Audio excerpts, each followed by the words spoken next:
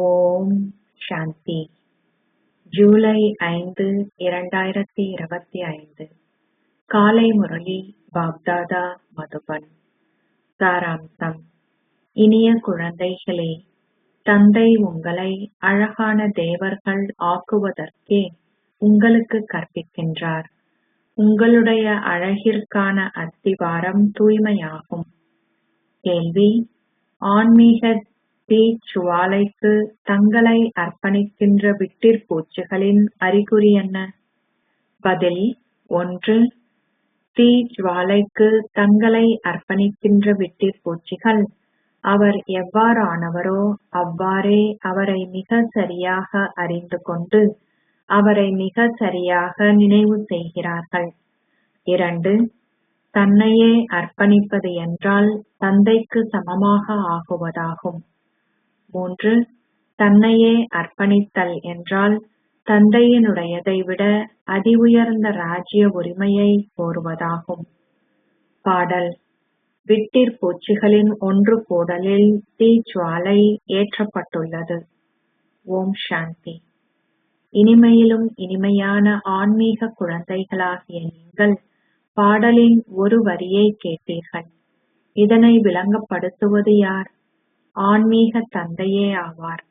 அவர் தீஜ்வாலை என்றும் அழைக்கப்படுகிறார். அவருக்கு பல பெயர்கள் கொடுக்கப்பட்டுள்ளன. தந்தைக்கு பெரும் புகழும் உள்ளது. இது பரமாத்மாவாகிய பரம தந்தையின் புகழ். விட்டிற்பூச்சிகளான உங்களுக்காக தந்தை தீஜ்வாலையாக வந்துள்ளார். விட்டிற்பூச்சிகள் ஒரு தீஜ்வாலையை காணும் பொழுது அவை தங்களையே அதற்கு அர்ப்பணித்து தங்கள் சரீரங்களையும் நீக்குகின்றன. பல விட்டிற்பூச்சிகள் தங்கள் வாழ்வை தீஜ்வாலைக்கு அர்ப்பணித்து விடுகின்றன. குறிப்பாக தீபாவளி அன்று பல தீபங்கள் ஏற்றப்படுகின்றன. ஆதலால் இரவில் பல சின்னஞ்சிறிய பூச்சிகள் மரணிக்கின்றன. எங்களுடைய பாபாவே பரமாத்மா என்பதை குழந்தைகளாகிய நீங்கள் இப்பொழுது அறிந்துள்ளீர்கள்.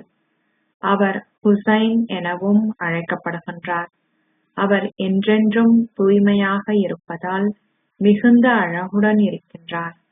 ஆத்மாக்கள் தூய்மையாகும் பொழுது தூய இயற்கை அழகுடைய சரீரங்களை பெறுகிறார்கள். ஆத்மாக்கள் அமைதி தாமத்தில் இருக்கும் பொழுது தூய்மையாக உள்ளனர். அவர்கள் தங்கள் பாகங்களை நடிப்பதற்காக முதலில் இங்கே வரும் பொழுது சதோ பிரதானாக உள்ளனர். பின்னர் அவர்கள் சத்தோ, ரஜோ, தமோ ஆகுகின்றனர். அழகானவர்களில் இருந்து அவர்கள் அவலட்சணமானவர்கள் ஆகுகின்றனர். அதாவது தூய்மை அற்றவர்கள் ஆகுகின்றனர். ஆத்மாக்கள் தூய்மையாகும் பொழுது சத்திய யுகத்தவர்கள் என கூறப்படுகின்றனர். பின்னர் அவர்கள் சத்திய யுகத்து சரீரங்களை பெறுகின்றனர். உலகம் பழையதாகவும் புதியதாகவும் ஆகுகின்றது. அழகான பரமாத்மாவாகிய பரம தந்தையே பக்தி மார்க்கத்தில் ஓ சிவபாபா என மக்கள் அழைக்கிறார்கள். அந்த அசரீரியான பரமாத்மாவாகிய பரம தந்தை இப்பொழுது தூய்மையற்ற ஆத்மாக்களை தூய ஆத்மாக்களாக மாற்றி அவர்களை அழகானவர்கள் ஆக்குவதற்கு வந்துள்ளார். இந்நாட்களில் அழகான ஆத்மாக்கள் தூய்மையானவர்கள் என்றில்லை. இல்லை, ஒருவரின் சரீரம் அழகாக உள்ள பொழுதிலும் அந்த ஆத்மா தூய்மை அற்றவராகவே உள்ளார். வெளிநாட்டவர்கள் மிக அழகானவர்கள். லக்ஷ்மி நாராயணனிடம் சத்தியயுகத்து அழகு உள்ளது. ஆனால் இங்கோ நரகத்தின் அழகை கொண்டுள்ளார்கள் என்பதை நீங்கள் அறிவீர்கள். மனிதர்கள் இவ்விஷயங்களை பற்றி எதுவுமே அறியாமல் உள்ளனர். இங்குள்ள அழகு நரகத்திற்கானதே என குழந்தைகளாகிய உங்களுக்கு மாத்திரமே விளங்கப்படுத்தப்பட்டுள்ளது. நாங்கள் அனைவரும் ஸ்வர்க்கத்திற்கான இயற்கை அழகுடையவர்கள் ஆகுகின்றோம். நாங்கள் அந்த அழகுடன் 21 பிறவிகளுக்கு இருப்போம். மக்கள் இங்கு கொண்டிருக்கின்ற அழகு ஒரு பிறவிக்கு மாத்திரமே நிலைத்திருக்கிறது. பாபா இங்கு வரும்பொழுது அவர் இவ்வுலகில் உள்ள மனிதர்களை அழகாக்குவது மாத்திரமல்ல, முழு உலகையும் அழகானதாக ஆக்குகின்றார். புதிய உலகான சத்திய யுகத்தில் அழகான தேவர்கள் மாத்திரமே உள்ளனர். அவர்களைப் போன்று ஆகுவதற்கே நீங்கள் இப்பொழுது கற்கிறீர்கள். தந்தை தீஜ்வாலை எனவும் அழைக்கப்படுகின்றார். ஆனால் உண்மையில் அவர் பரமாத்மா ஆவார். நீங்கள் ஒவ்வொருவரும் ஓர் ஆத்மா என அழைக்கப்படுவது போன்று அவர் பரமாத்மா என அழைக்கப்படுகின்றார். குழந்தைகளாகிய நீங்கள் தந்தையின் புகழை பாடுகிறீர்கள். தந்தையும் குழந்தைகளாகிய உங்களை புகழ்கின்றார். உங்கள் அந்தஸ்து என்னை விடவும் மிக உயர்ந்ததாக ஆகுகின்ற வகையில் உங்களை மிக மேன்மையானவர்களாக நான் ஆக்குகிறேன். நான் எவ்வாறானவர் என்றோ, என்னவாக இருக்கிறேன் என்றோ, அல்லது எனது பாகத்தை எவ்வாறு நடிக்கின்றேன் என்றோ எவருமே என்னை அறியார். எவ்வாறு ஆத்மாக்களாகிய நீங்கள் உங்கள் பாகங்களை நடிப்பதற்காக பரந்தாமத்திலிருந்து வருகின்றீர்கள் என்பதை குழந்தைகளாகிய நீங்கள் இப்பொழுது புரிந்து கொள்கின்றீர்கள். நீங்கள் சூத்திர குலத்திற்கு உரியவர்களாக இருந்தீர்கள். இப்பொழுது பிராமண குலத்திற்குள் வந்துள்ளீர்கள். இதுவே உங்கள் குலம். இந்த குலம் ஏனைய சமயத்தவர்களுக்கு உரியதல்ல. ஏனைய சமயத்தவர்களிடம் குலங்கள் இருப்பதில்லை. கிறிஸ்துவர்களிடம் ஒரு குலம் மாத்திரமே உள்ளது. அவர்கள் தொடர்ந்தும் கிறிஸ்துவர்களாகவே உள்ளனர். ஆம், அவர்களும் சத்தோ ரஜோ தமோவாக ஆகுகிறார்கள். ஆனால் இக்குலங்கள் உங்களுக்கு மாத்திரமே உரியவை. உலகமும் சத்தோ ரஜோ தமோ ஸ்திதிகளில் கூடாக செல்கிறது. எல்லையற்ற தந்தை இங்கே அமர்ந்திருந்து உலக சக்கரத்தை விளங்கப்படுத்துகின்றார். ஞானக்கடலும் தூய்மை கடலுமான தந்தையே தான் மறுபிறவி எடுப்பதில்லை என கூறுகின்றார். மக்கள் சிவனின் பிறந்த நாளை கொண்டாடுகின்ற பொழுதிலும் அவர் எப்பொழுது வருகிறார் என அவர்களுக்கு தெரியாது. அவர்களுக்கு அவரின் வாழ்க்கை சரித்திரமேனும் தெரியாது. தந்தை கூறுகின்றார், ஒவ்வொரு சக்கரத்திலும் குழந்தைகளாகிய உங்களுக்கு நான் எப்படிப்பட்டவன், எவ்வாறானவன், எனக்குள் என்ன பாகத்தை கொண்டுள்ளேன், உலகச் சக்கரம் எவ்வாறு தொடர்ந்தும் சுழல்கிறது என்பவை பற்றி குழந்தைகளாகிய உங்களுக்கு விளங்கப்படுத்துகின்றேன். நீங்கள் தொடர்ந்தும் ஏணியிலிருந்து கீழிறங்கி வருகையில் தமோபிரதான் ஆகிவிட்டீர்கள் என உங்களுக்கு தெரியும். நீங்களே 84 பிறவிகளையும் எடுப்பவர்கள். தாமதமாக வந்தவர்களும் சத்தோ ரஜோ தமோ ஸ்திதிகளுக்கூடாக செல்ல வேண்டும். நீங்கள் தமோபிரதான் ஆகும் பொழுது முழு உலகமும் தமோபிரதான் ஆகுகின்றது. பின்னர் நீங்கள் நிச்சயமாக தமோ பிரதானிலிருந்து சதோ பிரதானாக வேண்டும். இந்த உலகச் சக்கரம் தொடர்ந்தும் சுழல்கிறது. இது இப்பொழுது கலியுகமாகும். பின்னர் சத்திய யுகம் வரும். கலியுகத்தின் இந்த காலம் முடிவுக்கு வந்துள்ளது. தந்தை கூறுகின்றார், குழந்தைகளாகிய உங்களுக்கு மீண்டும் ஒருமுறை ராஜயோகம் கற்பிப்பதற்காக மிக சரியாக முன்னைய கல்பத்தில் நான் செய்ததைப் போன்று ஒரு சாதாரண சரீரத்தில் பிரவேசித்துள்ளேன். இக்காலத்தில் பல யோகங்கள் உள்ளன. ஒரு சட்ட நிபுணர் ஆகுவதற்கான யோகம், ஒரு பொறியியலாளர் ஆகுவதற்கான யோகம் போன்றவை. ஒரு சட்ட நிபுணராக ஆகுவதற்கு புத்தியின் யோகம் ஒரு சட்ட நிபுணருடன் இணைக்கப்பட வேண்டும். நாங்கள் சட்ட நிபுணர்கள் ஆகுகின்றோம் என அவர்கள் எண்ணுகிறார்கள். ஆகவே நாங்கள் எங்களுக்கு கற்பிப்பவரை நினைவு செய்கின்றோம். அவர்களுடைய தந்தைமார் வெவ்வேறானவர்கள். அவர்களுக்கு ஒரு குரு இருந்தால் அவர்கள் அவரை நினைவு செய்வார்கள். எனினும் அவர்களின் புத்தியின் யோகம் சட்ட நிபுணருடனேயே இருக்கும். ஆத்மாவே கற்கின்றார். ஆத்மாவே தனது சரீரத்தின் மூலம் ஒரு சட்ட நிபுணராகவோ அல்லது நீதிபதியாகவோ ஆக்குகின்றார். குழந்தைகளாகிய நீங்கள் இப்பொழுது ஆத்ம உணர்வு உடையவர்கள் ஆகுவதற்கு உங்களுக்குள்ளே சமஸ்காரங்களை உருவாக்குகின்றீர்கள். நீங்கள் அரை சக்கரமாக சரீர உணர்வுடனேயே இருந்தீர்கள். தந்தை கூறுகின்றார், இப்பொழுது ஆத்ம உணர்வுடையவர் ஆகுங்கள். கற்பதற்கான சமஸ்காரங்கள் ஆத்மாக்களிலேயே உள்ளன. ஒரு மனித ஆத்மாவே ஒரு நீதிபதி ஆகுகின்றார். இப்பொழுது நாங்கள் உலக அதிபதிகளான தேவர்கள் ஆகுகின்றோம். பரமாத்மாவாகிய சிவபாபாவே எங்களுக்கு கற்பிப்பவர். அவர் ஞானக் கடலும் அமைதிக் கடலும் செழிப்பு கடலும் ஆவார். கடலிலிருந்து தட்டுக்கள் நிறைந்த ரத்தினங்கள் வெளி தோன்றியதாக சித்தரிக்கப்பட்டுள்ளது. தந்தை குறிப்பிடுகின்ற அந்த விஷயங்கள் பக்தி மார்க்கத்திற்கு உரியவை. தந்தை விளங்கப்படுத்துகிறார், இவை அழியாத இந்த ஞான ரத்தினங்கள். நீங்கள் இந்த ஞான ரத்தினங்களால் பெரும் செல்வந்தர்கள் ஆகுகின்றீர்கள். அத்துடன் நீங்கள் பல வைரங்களையும் ரத்தினங்களையும் பெறுகின்றீர்கள்.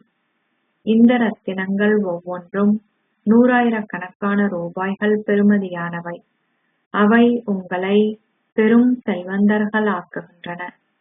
பாரதம் விக்காரமற்ற உலகமாக இருந்தது என நீங்கள் அறிவீர்கள்.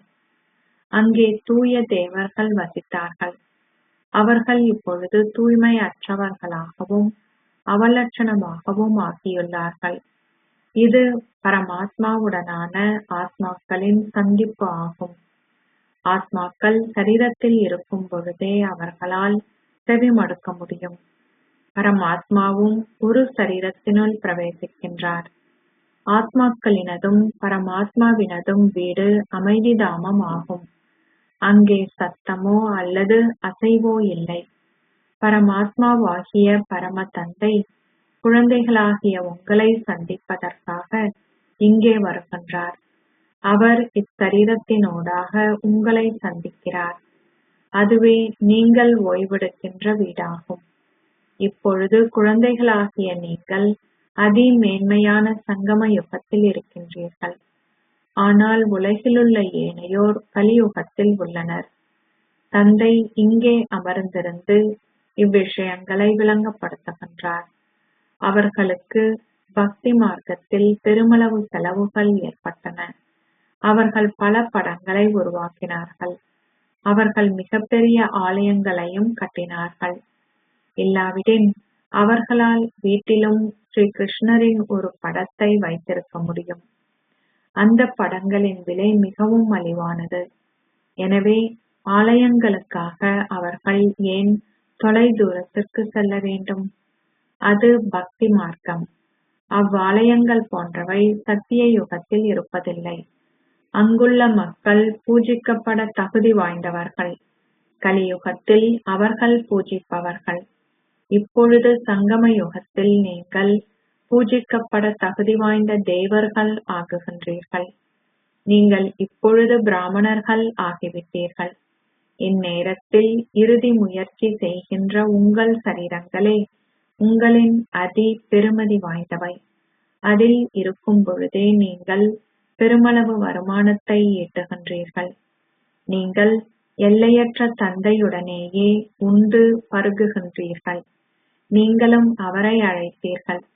நீங்கள் கூறுவதில்லை, நான் ஸ்ரீ கிருஷ்ணருடன் உண்கின்றேன். நீங்கள் தந்தையை நினைவு செய்கிறீர்கள். நீங்களே தாயும் தந்தையும் என நீங்கள் கூறுகின்றீர்கள்.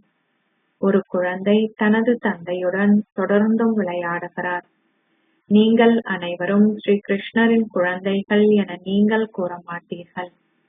ஆத்மாக்கள் அனைவரும் பரமாத்மாவாகிய பரம தந்தையின் குழந்தைகள். ஆத்மாக்களே தங்கள் சரீரங்களினூடாக கூறுகின்றனர், நீங்கள் வரும்பொழுது நாங்கள் உங்களுடன் உண்டு உங்களுடன் விளையாடுவோம். நாங்கள் உங்களுடன் அனைத்தையும் செய்வோம். பாப்தாதா என நீங்கள் கூறுகின்றீர்கள். ஆதலால் இது ஒரு குடும்பம் போன்றது. பாபாவும் தாதாவும் மற்றும் குழந்தைகளாகிய நீங்களும் உள்ளீர்கள். இந்த பிரம்மா ஓர் எல்லையற்ற படைப்பவர். இவரினுள் தந்தை பிரவேசித்து இவரை தத்தெடுக்கின்றார். அவர் இவருக்கு கூறுகின்றார், நீங்கள் என்னுடையவர். இதுவே வாய்வழி தோன்றல் என்பதாகும். ஒரு மனைவியும் கூட தத்தெடுக்கப்படுகின்றாள். அவளும் வாய்வழி தோன்றல் ஆவாள். நீ என்னுடையவள் என அவளது கணவனும் கூறுவார். பின் அவர் அவளுடன் ஒரு பௌதீக படைப்பை படைக்கின்றார். இந்த சம்பிரதாயம் எதிலிருந்து ஆரம்பித்தது? தந்தை கூறுகின்றார், நான் இவரை தத்தெடுத்தேன். இவர் மூலம் நான் உங்களை தத்தெடுக்கிறேன். நீங்களே எனது குழந்தைகள். எனினும் இவர் ஓர் ஆண் ஆவார். ஆகவே உங்கள் அனைவரையும் பராமரிப்பதற்காக சரஸ்வதியும் தத்தெடுக்கப்பட்டார். அவருக்கு அன்னை என்ற பட்டம் கொடுக்கப்பட்டது. சரஸ்வதி ஆறு உள்ளது. இந்த ஆறு தாய் ஆகும். தந்தை கடல் ஆவார். இவர் கடலிலிருந்தே தோன்றியுள்ளார். பிரம்மபுத்திரா நதியும் கடலும் சந்திக்கின்ற இடத்தில் பெரும் கூட்டம் சேர்கிறது. அத்தகைய பெருங்கூட்டம் வேறெங்கும் இடம் பெறுவதில்லை. அது நதிகளின் கூட்டம், மேலா. இது ஆத்மாக்களினதும் பரமாத்மாவினதும் ஒன்று கூடல். இது ஒரு சரீரத்தினுள் அவர் பிரவேசிக்கும் பொழுதே இடம் பெறுகின்றது. தந்தை கூறுகிறார், நானே ஹுசைன். ஒவ்வொரு சக்கரத்திலும் நான் இவரில் பிரவேசிக்கிறேன். இது ஏற்கனவே நாடகத்தில் நிச்சயிக்கப்பட்டது. முழு உலக சக்கரமும் இப்பொழுது உங்கள் புத்தியில் உள்ளது. அதன் கால எல்லை 5000 வருடங்கள். இந்த எல்லையற்ற படச்சுருளில் இருந்து அவர்கள் எல்லைக்கு உட்பட்ட படச்சுருளை உருவாக்குகிறார்கள். கடந்த காலத்தில் நிகழ்ந்தவை பின்பு நிகழ்காலம் ஆகுகின்றன. நிகழ்காலம் பின்னர் எதிர்காலம் ஆகுகின்றது. அதனையே பின்னர் கடந்த காலமென அழைக்கின்றார்கள். அது கடந்த காலம் ஆகுவதற்கு அதற்கு எவ்வளவு காலம் எடுக்கின்றது? நீங்கள் புதிய உலகிற்குள் வந்ததிலிருந்து எவ்வளவு காலம் கடந்துவிட்டது? 5000 வருடங்கள். நீங்கள் ஒவ்வொருவரும் இப்பொழுது சுயதர்சன சக்கரதாரிகள் ஆகுகிறீர்கள். நீங்கள் முதலில் பிராமணர்களாக இருந்தீர்கள் எனவும் பின்னர் தேவர்கள் ஆகினீர்கள் எனவும் விளங்கப்படுத்துகின்றீர்கள். குழந்தைகளாகிய நீங்கள் இப்பொழுது தந்தையிடமிருந்து உங்கள் ஆஸ்தியான அமைதி தாமத்தையும் சந்தோஷ தாமத்தையும் பெறுகின்றீர்கள். தந்தை வந்து ஒரே நேரத்தில் 3 தர்மங்களையும் ஸ்தாபிக்கின்றார். பின்னர் அவர் ஏனைய சமயங்கள் அனைத்தினதும் விநாசத்தை தூண்டுகிறார்.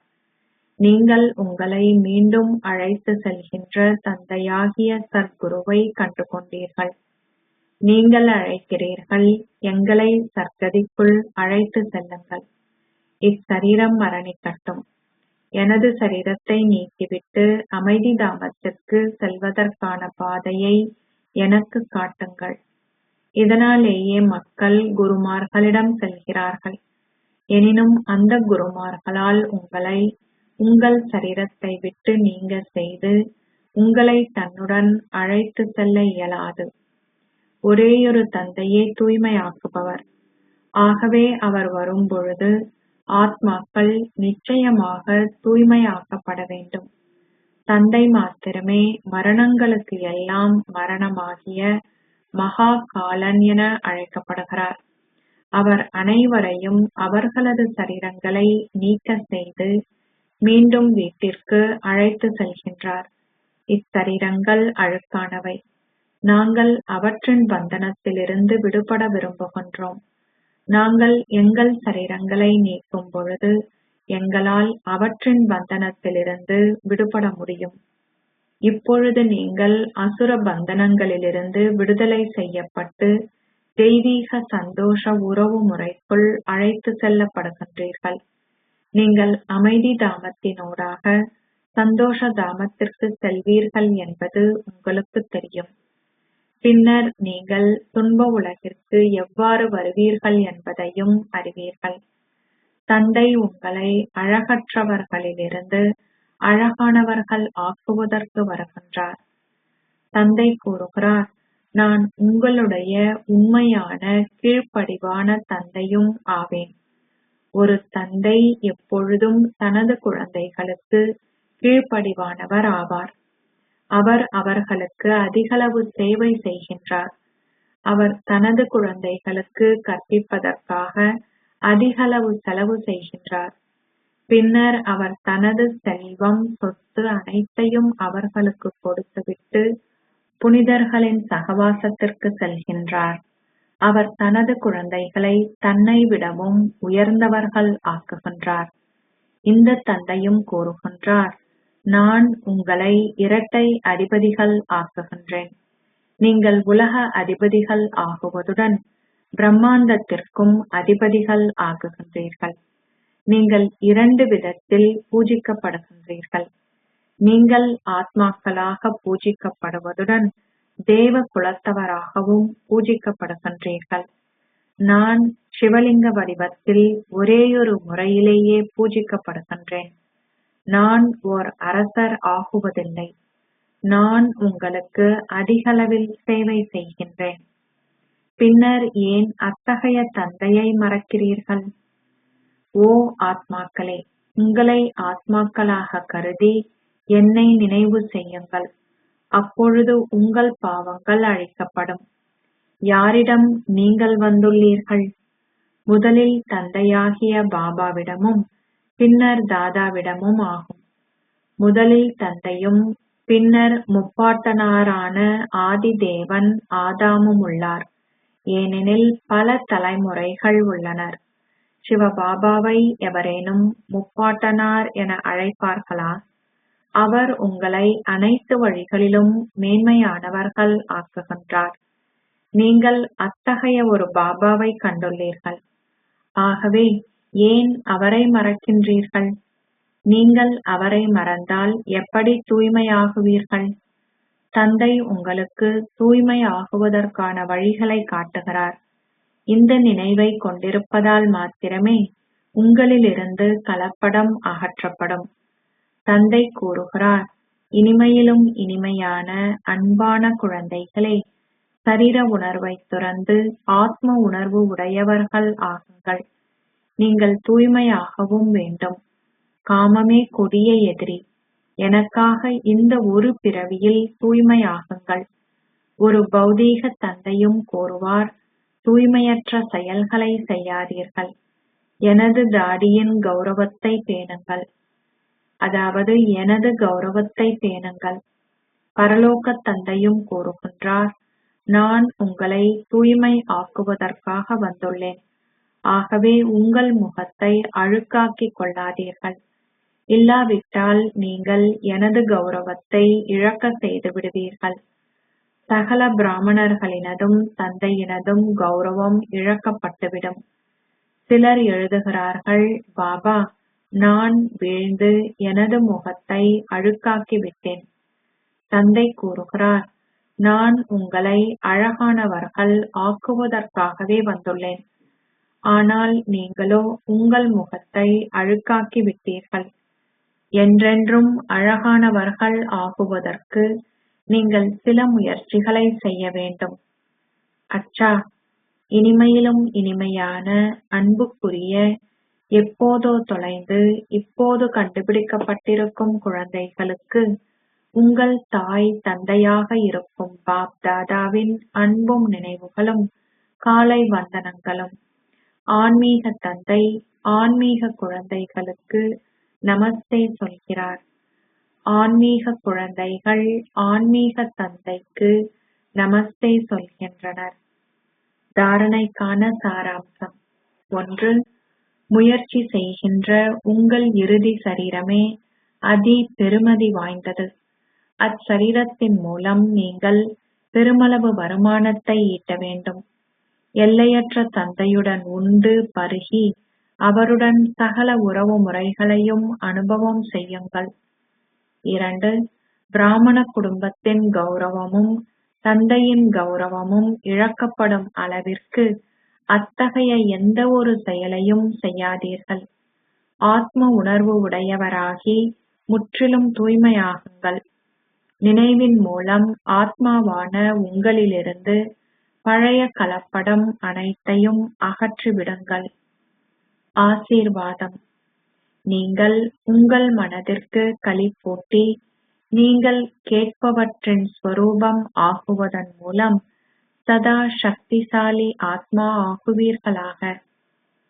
தினமும் உங்களின் மனதில் உங்களுக்காகவும் மற்றவர்களுக்காகவும் ஊக்கமும் உற்சாகமும் நிறைந்த எண்ணங்களை உருவாக்குங்கள். நீங்கள் அந்த எண்ணங்களின் ஸ்வரூபம் ஆகுவதுடன் மற்றவர்களுக்கு சேவை செய்வதற்காகவும் அவற்றை பயன்படுத்துங்கள். அப்போது உங்களின் வாழ்க்கை சதா உற்சாகம் நிறைந்தது ஆகிவிடும். அத்துடன் நீங்கள் மற்றவர்களுக்கும் உற்சாகத்தை கொடுப்பீர்கள். எப்படி நீங்கள் களிப்பூட்டும் நிகழ்ச்சிகளை நடத்துகிறீர்களோ அதேபோல் உங்களின் மனதிற்கு களிப்பூட்டுவதற்கு தினமும் ஒரு நிகழ்ச்சியை செய்யுங்கள். அத்துடன் நீங்கள் எதை கேட்கிறீர்களோ அதன் ஸ்வரூபம் ஆகுங்கள். அதனால் நீங்கள் சக்திசாலி ஆகுவீர்கள். ஸ்லோகம். மற்றவர்களை மாற்றுவதற்கு முன்னர் எல்லாவற்றிற்கும் முதலில் உங்களை மாற்றிக்கொள்ளுங்கள். இதுவே விவேகமாகவும் புத்திசாலித்தனமாகவும் இருத்தல் எனப்படுகிறது. அவ்யக்த சமிக்கை. எண்ணங்களின் சக்தியை சேமித்து மேன்மையான சேவைக்கு கருவியாகுங்கள். மிக விரைவான சேவைக்கான கருவி தூய மற்றும் மேன்மையான எண்ணங்களின் சக்தி. தந்தை பிரம்மா எப்போதும் மேன்மையான எண்ணங்களை கொண்டிருக்கும் வழிமுறையால் சேவையின் விரிவாக்கத்திற்கு ஒத்துழைத்தார். வழிமுறை தீவிரமாக இருக்கும்போது விரிவாக்கமும் வேகமாக இருக்கும். அதேபோல் குழந்தைகளான நீங்களும் மேன்மையான தூய எண்ணங்களால் நிரம்பியவர்கள் ஆக வேண்டும். ஓம் சாந்தி.